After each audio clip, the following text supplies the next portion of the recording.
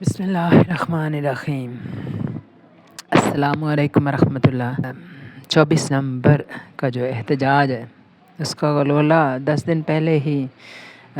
شروع ہو گیا،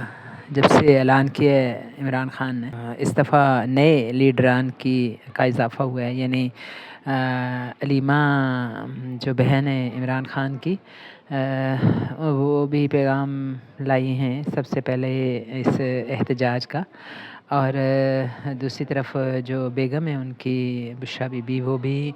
اس میں شامل کی گئی ہیں۔ ان کی طرف سے بھی جو میٹنگ ہے وہ بھی اس احتجاج کا بڑا ایک اہم حصہ ہے، یعنی انہوں نے سب اہم جو لیڈران ہیں ان کو خطاب کیا، اور اہم اس کے پارٹی ممبران ہیں ان کو خاص طور پر ان کی طرف سے تاکید ہوئی ہے کہ، اور کنفرم ہوا ہے یہ بشریٰ بی بی کو اس یعنی کمپین کا ایک اہم حصہ بنایا گیا، اور واقعی انہوں نے خطاب کیا، میٹنگ کی، اور انہوں نے اپنے تمام پارٹی خاص طور پر اسمبلی ممبران کو کہا کہ انہوں نے بھرپور طریقے سے احتجاج میں حصہ لینا، اپنے ساتھ ہر ایم این اے 10,000 اور ہر ایم پی اے جو ہے وہ 5,000 لائے گا، اور اگر گرفتار ہوں گے تو وہ اپنا متبادل فراہم کریں گے، تیار کر کے رکھیں گے، اور اپنے آپ کو ہر صورت میں گرفتاری سے بچانا ہے، اور اپنے ویڈیو بنانی ہے، اور شرکت لازمی کرنی ہے، اور جو شرکت نہیں کرے گا وہ پارٹی چھوڑ دے اور اس کو پارٹی سے باہر تصور کیا جائے گا۔ اس طرح کی خاصی جارحانہ قسم کی ان کی میٹنگ اور ان کا خطاب بتایا گیا ہے۔ پھر جو گنڈا پور اور یعنی علی امین گنڈا پور اور بیرسٹر گوہر ہیں، ان کی بھی پوزیشن کچھ ویک ہو چلی تھی، بڑی ورکرز میں کچھ اس طرح کے ڈسکشن ہونے لگی تھی کہ شاید وہ اسٹیبلشمنٹ کے یعنی سائے تلے آ گئے۔ تو اب انہوں نے جا کے میٹنگ کی ہے 1 گھنٹہ 40 منٹ کی عمران خان کے ساتھ، اور اس میں ان کے ساتھ یعنی اہم معاملات پہ بھی بحث کرنی تھی، لیکن ساتھ ہی ایک طرح سے ان دونوں رہنماؤں کا گویا کہ عمران خان نے اعتماد ان کا اپنا بھی پختہ کیا، اور پارٹی پر بھی ان کا، تاکہ اعتماد ہو جائے، اور جب وہ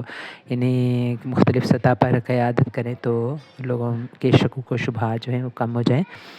تو جو پریس کانفرنس وقاص اکرم نے اور علیمہ خان نے باہر آ کے کی، اس سے پتہ چلا ہے کہ جو علی امین اور بیرسٹر گوہر نے جو عمران خان سے پوچھا کہ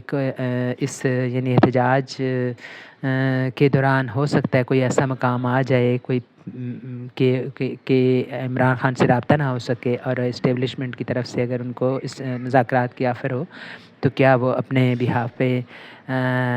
کر سکتے ہیں، خود فیصلہ کر سکتے ہیں کہ وہ مذاکرات کے لیے یس کر دیں؟ تو عمران خان نے کہا بالکل آپ کر سکتے ہیں، لیکن اس 3 نکات کو یاد رکھنا ہے، اور ان 3 نکات کو جب تک منظور نہ کیا جائے وہ یہ مذاکرات نہیں ہو سکتے۔ اور وہ نکات یہ ہیں کہ سب سے پہلے جو اسٹیبلشمنٹ اور حکومت ہے ان کو ان کے جو قیدی ہیں مرکزی قیدی ان کو رہائی دینی ہوگی، پھر جو 8 فروری کے الیکشن ہیں ان کو ماننا ہوگا، اور جو 26ویں ترمیم ہے اس کو ریورس کرنا ہوگا۔ اگر یہ نکات مان لیتے ہیں اسٹیبلشمنٹ تو ان سے مذاکرات آپ کر سکتے ہیں۔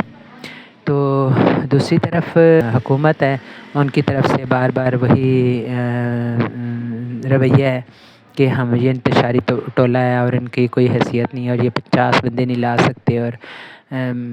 60 بندے نہیں لا سکتے۔ تو جب کہ تیاریوں کو دیکھو تو وہ کہتے ہیں کہ شنگھائی کانفرنس کی بھی اتنی تیاری نہیں تھی جتنی زیادہ اس احتجاج کی تیاری ہے، اور گویا کہ پوری پولیس پنجاب اور اسلام آباد کی اسی کام پہ 23-24 کو ڈپلائی کر دی گئی ہے۔ گویا پاکستان میں کسی اور قسم کا کوئی دنگا فساد تو ہو ہی نہیں رہا، نہ کوئی پولیس کا کوئی اور ڈیوٹی ہے۔ تو ان حالات کو دیکھتے ہوئے ہم اندازہ لگا سکتے ہیں کہ یعنی ہماری حکومت کس طرح کے سے سیریس ہے اپنے قومی معاملات میں. تو دوسری طرف بلوچستان کے بارے میں کوئی اپیکس کمیٹی کی میٹنگ ہوئی اور اس میں سید عاصم منیر شریک ہوئے، شہباز شریف شریک ہوئے اور باقی جو بھی ان کے ساتھی تھے متعلقہ. تو اس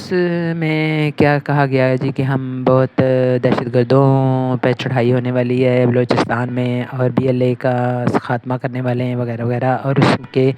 سیاسی طور پہ بھی ان کا مقابلہ کیا جائے گا اور ڈپلومیٹک سطح پہ بھی کیا جائے گا اور فوجی سطح پہ دفاعی سطح پہ بھی کیا جائے گا. تو اب پوچھنے والے تو یہ بھی پوچھنا چاہتے ہیں کہ یہ ڈپلومیٹک سطح کون سی ہوگی؟ کیا وہ انڈیا سے یہ کہیں گے کہ وہ BLA کو مدد دینا بند کر دے عسکری اور مالی، یا چائنا اور انڈیا آپس میں نیگوشیٹ کریں گے؟ یوکرین اور رشیا کی جو جنگ تھی اس میں ایک نیا موڑ آیا ہے. یعنی یوکرین نے جو 5 دور مار میزائل تھے وہ رشیا پہ فائر کیے ہیں ایسے وقت میں جب کہ ٹرمپ جیت چکے ہیں، اور ٹرمپ کی ہمیشہ سے یہ پالیسی رہی ہے کہ وہ تمام جنگیں بند کریں گے. خاص طور پر انہوں نے کہا ہے کہ وہ یوکرائن کی جو جنگ ہے یہ فضول میں لگی ہوئی ہے اور اس کو وہ بالکل پیس ڈیل کرنا چاہتے ہیں وہاں. تو یہ ایسا کیوں ہو رہا ہے؟ اب امریکہ میں اس طرح تو نہیں ہوتا کہ یعنی کوئی جو نئے آنے والے اور الیکٹڈ جو کینڈیڈیٹ ہیں ان کی پالیسیوں کے خلاف اس طرح سے کوئی بات کی جائے. لیکن بتانے والے یہ بھی بتا رہے ہیں کہ بائیڈن جو ہیں وہ ISI اور یہ جو ان کا کارروائیاں کرتی ہے اور انٹیلیجنس وغیرہ کے ساتھ منسلک رہیں اس کی ہوسٹیج کرتے ہیں، اور اس وجہ سے ان کی یہ پالیسی ہے کہ وہ کسی طرح سے یعنی یوکرین کو جو اس سے پہلے کافی شکست خوردہ ہے رشیا کے ہاتھوں، اس کو تھوڑا جرحانہ اس کو موڈ بنائیں اور اس کی تھوڑی پوزیشن مضبوط کریں تاکہ جب پیس ڈیل کا وقت آئے تو وہ یوکرین اور امریکہ اور رشیا کے درمیان جو پیس ڈیل ہونی ہے اس میں یوکرین کو کچھ بہتر مل سکے. تو یہی اگر فارمولہ ہم تحریک انصاف پر لگائیں تو اس سے یہ سمجھ آتی ہے کہ اگر اس وقت تحریک انصاف کوئی بہتر احتجاج دکھا دیتی ہے اور بہتر ان کی پرفارمنس ہو جاتی ہے دنیا پہ، اور جس طرح سے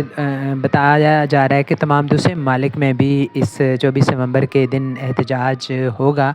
ریلیاں نکلیں گی اور کسی نہ کسی طرح سے ڈیمونسٹریٹ کرے گی تحریک انصاف، تو اگر دنیا بھر میں اور پاکستان میں بھی ایک مناسب موبلائزیشن ہو گئی جو دنیا کو ایک نظر آ سکے کہ یہ ایک مقبول پارٹی کی طرف سے ایک احتجاج ہو رہا ہے اور اس کو لوگ اس سے متاثر ہو گئے، تو تحریک انصاف کافی بہتر نیگوشیشن کرنے کی پوزیشن میں ہوگی. یہ ہے جو اس سے نکال سکتی ہے تحریک انصاف اگر وہ کچھ بہتر پرفارم کر گئی.